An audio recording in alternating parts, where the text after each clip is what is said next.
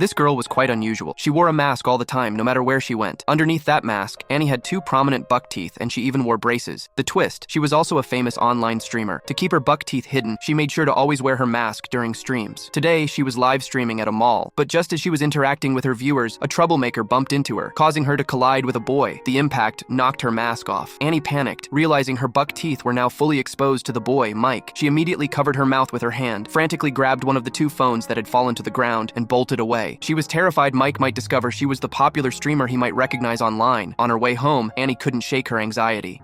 She pulled out the phone she picked up to check for any negative comments. But to her shock, the phone wasn't hers.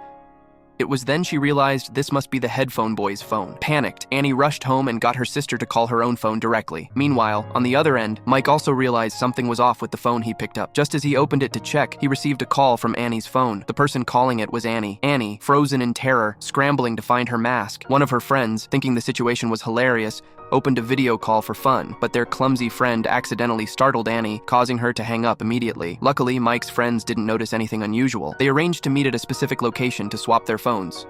The 2 met on a quiet road at sunset, and the exchange went smoothly. But Annie was extremely nervous.